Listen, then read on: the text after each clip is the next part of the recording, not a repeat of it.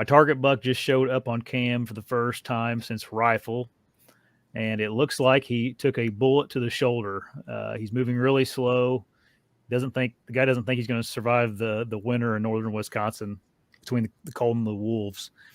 He says, I have some time next weeks, and I'm wondering how you'd approach hunting a wounded, mature, big woods buck in late season.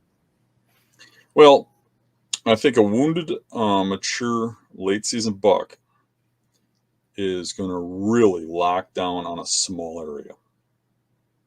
He's not going to do a lot of traveling. So where you're seeing him or where you got him on camera, he's living right there someplace. I think I would probably try to observe him and then move in and kill him. I think that's a very, very killable deer. 1 second. We got a scammer in the comments section. All right, took care of it.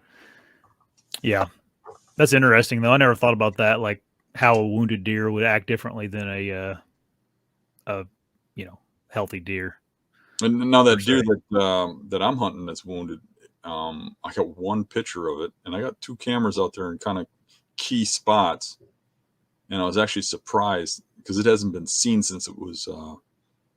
It's actually been shot twice. And what's surprising me is the guy who shot it thought it was gut shot when it went by him, by where it was bleeding. Mm-hmm. He shot it, and he hit it back a little bit and thought he gut shot it. And my friend with the dog went out there. He couldn't find it. And he said that he was sure it was dead based on the blood color. Mm-hmm. And I couldn't believe it when that thing showed up on camera now. And it didn't stay right in the area because I'm not getting more pictures of it unless it's there and I'm not seeing it because I'm being real delicate about the area. So I think maybe this weekend, while I'm waiting for all this doe stuff to end, I might shift the camera out there and see if I can pick them up again. Because I'm trying not to go in there and disturb the area too much. But I have been doing really key hunts where I'm in an observation spot where I can see a long ways to that area, and I haven't put eyes on them. Usually the wounded ones will move more in daylight. They're stressing, so they're gonna have to move more to food earlier in the evening. They're not going to get out of that pattern as easy as another buck. They're not going to go wandering around at night and end up someplace else. They're going to get locked in a pattern. They're really easy to kill. Yeah. Speaking of wounded deer, did you see that picture of that deer that had that stick lodged through its back end walking around? Mm-hmm. I don't know if anybody else in the comments has seen that, but that's a dead deer because if you look at where that stick's going through its guts.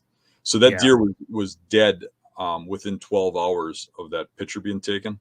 And I would say probably sooner. So whatever happened to that deer had happened just before that picture was taken. Yeah. Yeah. It's just Can you put a picture of that up?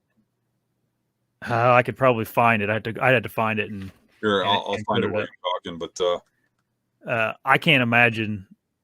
I mean, what that deer did to get that big. I mean, it was not a small stick going through him. I mean, it was, I don't know, it was about that big around probably. I mean, yeah, one would think that that would have to be he fell off a cliff or something, right? Fell. Oh, there it is. Yeah, right there. See how it's going through the guts on the other side. You can kind of see it. Yeah. Oh yeah. But that, I mean, that's obviously fatal. That deer, somebody said he's going to suffer and suffer and suffer. I don't think so. I think that deer's dead within 12 hours. Probably even an exaggeration because an arrow with that shot would be dead in 12 hours.